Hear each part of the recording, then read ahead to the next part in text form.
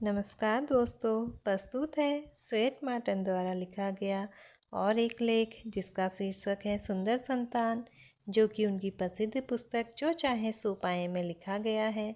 अगर आपको यह लेख पसंद आता है तो चैनल को लाइक, सब्सक्राइब और शेयर अवश्य करें। प्रत्येक दंपति सुंदर संतान की कल्पना करता है। उसकी हार्दिक इच्छा सुंदर और योग्य संतान के लिए ही होती है। निश्चय ही आप भी सुंदर संतान चाहेंगे। अधिकतर मान्यता यह है कि संतान का रूप, रंग और कर्म माता पिता के ही अनुरूप होता है। इसमें विधाता का हाथ माना गया है। दोषपूर्ण संतान के लिए भी विधाता को उत्तरदायी माना गया है। ईश्वर की इच्छा थी इस प्रकार की संतान हो गई, पर ज्यों ज्यों मनुष्य का ज्ञान बढ़ता गया त्यों त्यों बहुत सी बातों को वह जानता समझता गया। इसी कारण आज डॉक्टर से बात की जाए तो वह ईश्वर नहीं, नेचर अर्थात प्रकृति की बात करेगा। दोषपूर्ण संतान में वह ईश्वर का हाथ नहीं मानेगा, वरन उन तत्वों को बताएगा जिनके कारण संतान में इस प्रकार के दोष आए। अब ईश्वर की सत्ता को कम स्वीकार किया जाता है। ईश्वर के स्थान पर कारणों और प्रकृति के नियमों को स्वीकार किया जाता है। तो आज संतान प्राप्त करना ईश्वर के हाथ की बात नहीं, मनुष्य के हाथ की बात मानी गई है। अब यह भी तय हो गया है कि मनुष्य मनचाही संतान प्राप्त कर सकता है। इस आधार पर आप भी सुंदर संतान प्राप्त कर सकते हैं। यह कोई कठिन या नामुमकिन बात नहीं है। इस इच्छा को आप अवश्य पूरा कर सकते हैं। कुछ समय पहले अखबारों में एक सनसनीखेज खबर छपी। निहायत काले कलूटे हबशी आदमी और उसकी पत्नी के, जिसका रूप रंग अपने पति के ही समान था, एक अत्यंत गौर वर्ण सुंदर अंग्रेज जैसा लड़का पैदा हुआ। पति पत्नी पर झींकता रहा, उसके चरित्र पर संदेह किया कि किसी अंग्रेज से अवैध संबंध के कारण यह बच्चा उत्पन्न हुआ है। उसकी पत्नी ने इस आरोप के कारण तलाक लेने से इनकार कर दिया। उसने पति के इस आरोप को चुनौती दी। मामला अदालत में गया। अदालत ने लड़के और माता पिता के रक्त की जांच का आदेश दिया। जांच की गई और डॉक्टरों ने पाया कि वह उन दोनों की ही संतान थी। दोनों के बीच में कोई तीसरा व्यक्ति कहीं भी न था। आखिर इसका रहस्य क्या था? क्यों वह ऐसा हो गया? उसकी पत्नी ने बतलाया कि रात दिन वह पड़ोस में रहने वाली महिला के पुत्र को देखकर वैसे ही पुत्र की कामना कल्पना करती थी। गर्भवती होने पर उसका ध्यान उस ओर और जाने लगा। हर पल अंग्रेज बच्चा। उसने अपने शयन कक्ष में एक खूबसूरत बच्चे का चित्र भी लटका दिया। गर्भ के अरसे में वह बराबर उसे ही निहारा करती थी। इसका प्रभाव पड़ा और वास्तव में उसे इच्छानुकूल संतान मिल गई। मनोवैज्ञानिक इस तथ्य को पहले ही स्वीकार कर चुके हैं कि भावनाओं का शारीरिक क्रियाओं पर प्रभाव पड़ता है। मनुष्य के जिस प्रकार विचार रहते हैं उसका रूप रंग वैसा ही होता है। विचारों का शरीर पर बड़ा प्रभाव पड़ता है। जिसके मन में सदा कुविचार पलते हैं उसका सुंदर चेहरा भी विकृत हो जाता है। जिसके मन में सदा सद्विचार पलते हैं उसका असुंदर चेहरा भी सुंदर लगने लगता है। जैसी भावनाएं होंगी वैसे ही काम होंगे। इसी कारण निग्रो पति पत्नी के सुंदर अंग्रेज समान बच्चा उत्पन्न हुआ। आप भी सुंदर संतान पा सकते हैं। शिशु जब गर्भ में आता है तो माता के विचारों का उस पर प्रभाव पड़ता है। अच्छे विचारों के कारण अच्छी संतान उत्पन्न होती है। वह चरित्रवान होती है।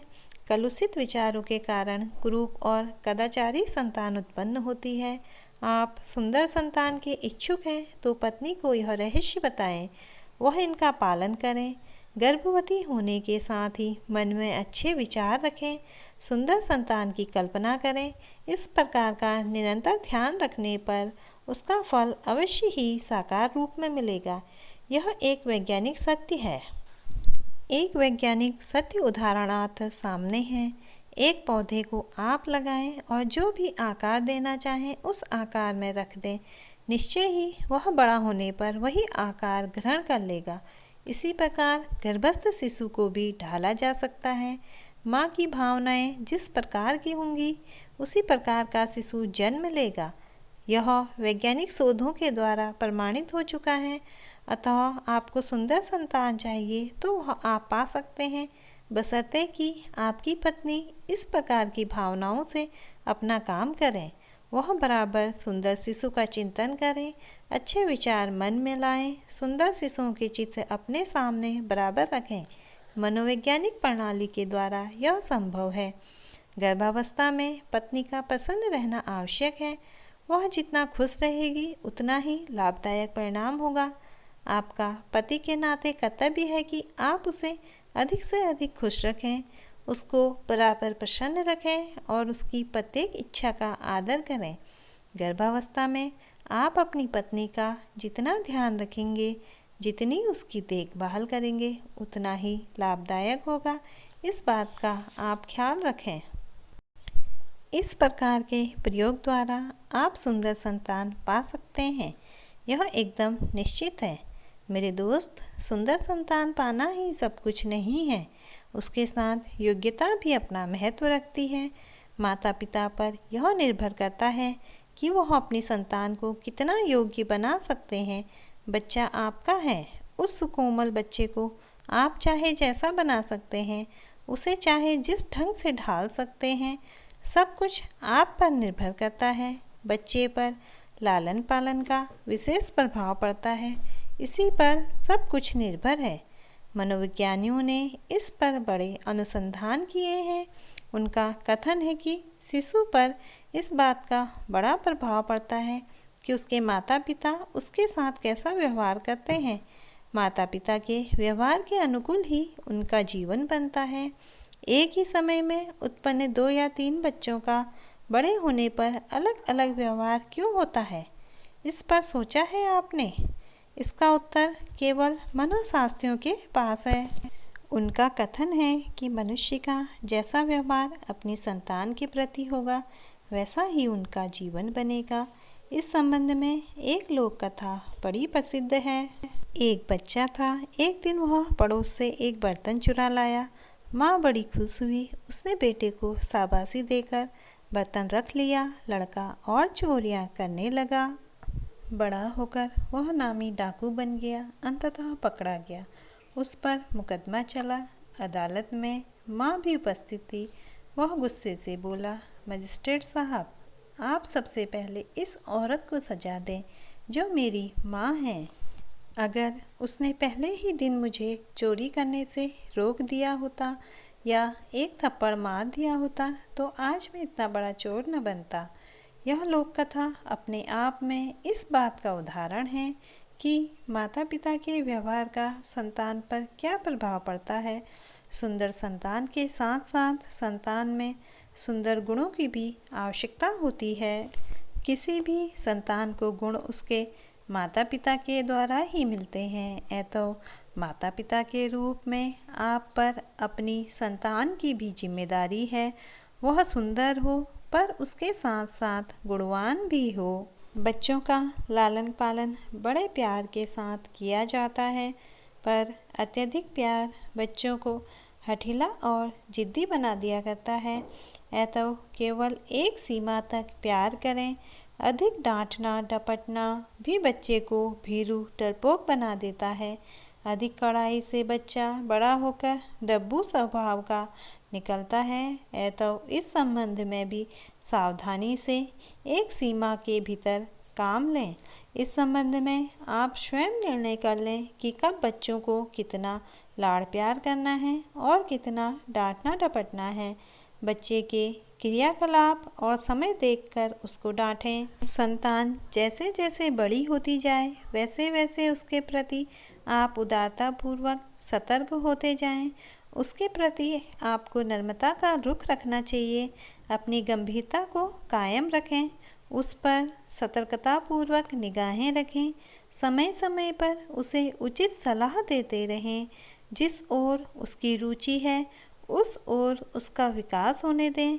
उसे समय समय पर अपने अनुभवों से परिचित कराते रहें। वह चाहे पुत्र हो या पुत्री हो, अनावश्यक रोक टोक उसका स्वभाव चिड़चिड़ा बना देगी उसे सीमित स्वतंत्रता अवश्य दें।